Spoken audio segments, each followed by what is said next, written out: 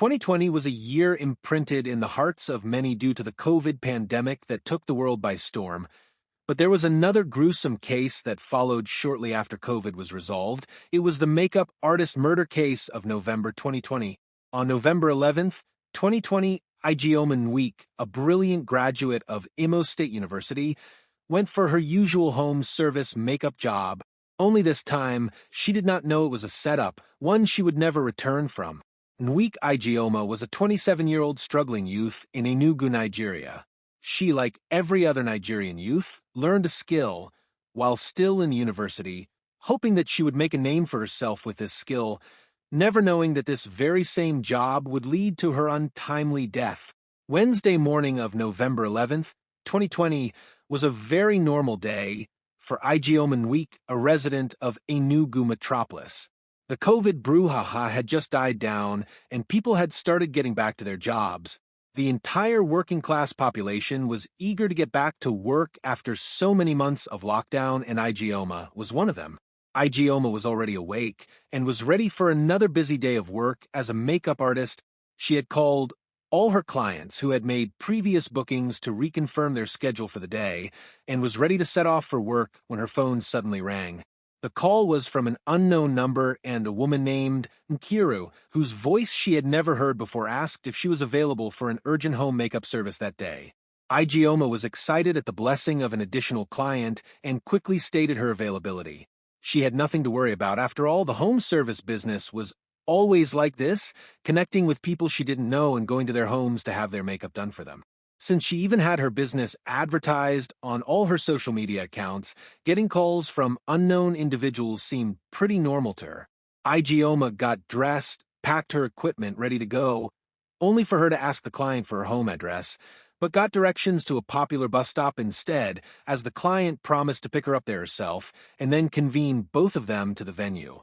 Ijeoma naturally felt confused, but went anyway, never suspecting it was a journey she would never return from. She soon arrived at the meeting point, a popular bus stop, there in the metropolis of Enugu.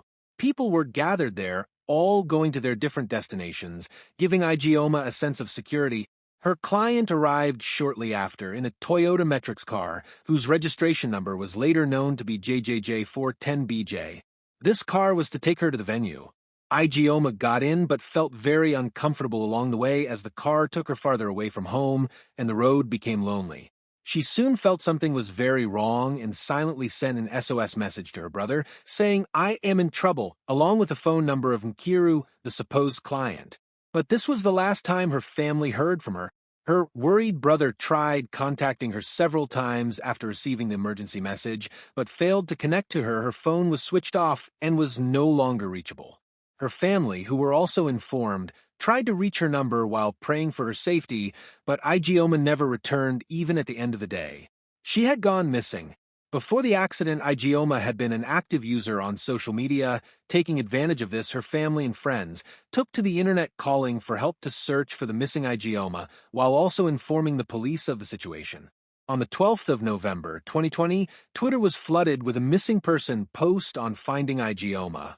This post was reposted multiple times by thousands of people across the country, but Ijeoma was still nowhere to be found. 5 days after the search for Ijeoma began, on the 16th of November, 2020, news spread that Ijeoma was finally found, but this news was followed by a shocking and heartbreaking story. What was found was not the living and energetic young lady who left home 5 days before, but the cold, lifeless body of Ijeoma Nweke, who had been doused with acid and poisoned to death. Her body was found at a refuse dump in Maryland, Enugu, where she had been abandoned as early as 2 a.m. in the early hours of that same day. Ijeoma was dead and her killers were unknown. Her family was devastated. The internet was devastated. No one could understand why anyone would take a poor, innocent girl's life like this, giving her such a gruesome death. After a few hours of silence for Ijeoma, the internet was swept with a wave of posts with the hashtag Justice for Ijeoma. The entire netizens urged the Enugu state government and the Enugu state police to investigate and bring her perpetrators to justice. Her mourning family was also not silent as they put pressure on the police to find the murderer of their beloved sister and daughter. At this time, Her brother remembered the phone number his sister had sent to him just before he lost contact with her on that fateful day, and soon gave it to the police. The owner of the phone number was soon tracked and found, but it led to a dead end as it was owned by a houseboy who lived somewhere in Enugu metropolis. He, however, was someone who had never met Ijeoma Nweke and had no idea of who she was. Her family and friends also identified that they did not know him either. Neither had they seen him with Ijeoma. Things became very confusing because Ijeoma had received a call from someone named Nkiru from that very same phone and that phone number, claiming to be the potential client that led to her death. While the police were in a dilemma about the situation and the house helped being interrogated by the police, an eyewitness suddenly appeared claiming he had last seen Ijeoma with a woman called Kayamaka Ifeju on the day of her disappearance. The question became, who is Kayamaka Ifeju? Kayamaka turned out to be the employer of the houseboy who owned the SIM card and phone from which the said Nkiru had called Ijeoma. Kayamaka was immediately arrested on the fact that she was last seen with Ijeoma before her death. Kayamaka denied all allegations, stating that she had never called Ijeoma and did not know her at all.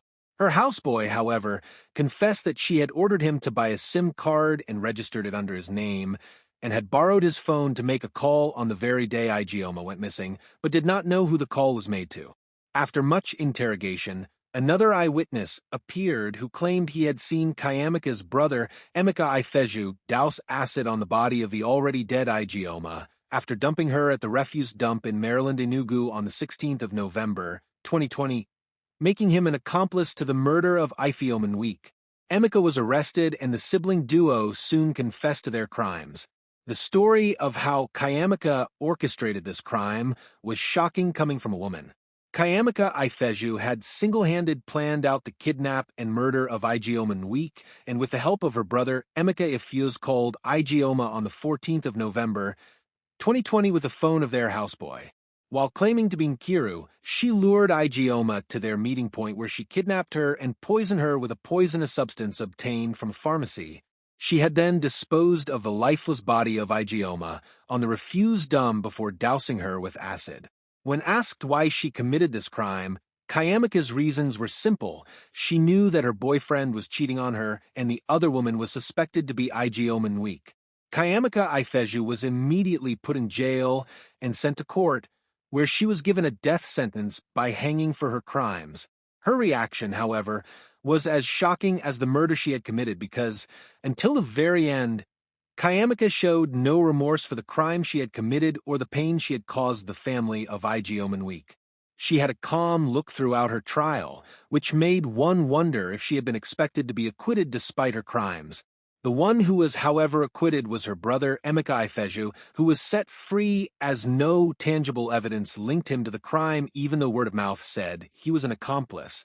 Today, Ijeoma Nweke is dead and her family is glad for the justice gotten for her death.